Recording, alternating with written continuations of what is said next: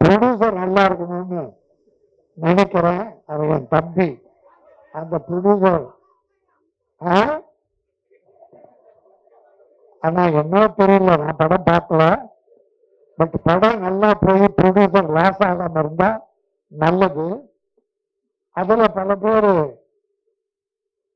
பத்திரிகை நண்பர்களை காரணம் சொல்றாங்க.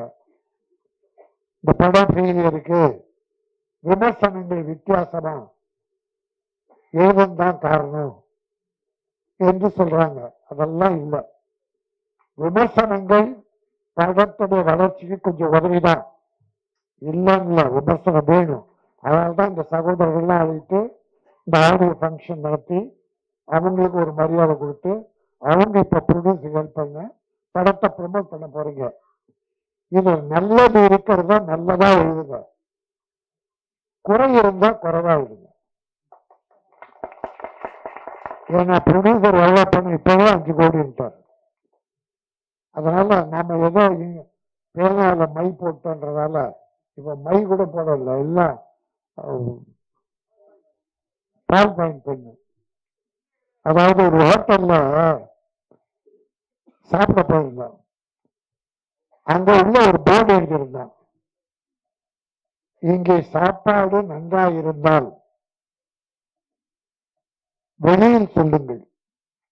இந்த ஹோட்டல்ல சாப்பாடு ரொம்ப நல்லா இருக்கு, அப்படி நல்லா இருந்தா வெளியில சொல்லுங்கள். இந்த சாப்பாட்டில் ஏதும் குறை இருந்தால் எங்களிடம் சொல்லுங்கள், நாங்கள் மாற்றிக் கொள்ளுகிறோம்.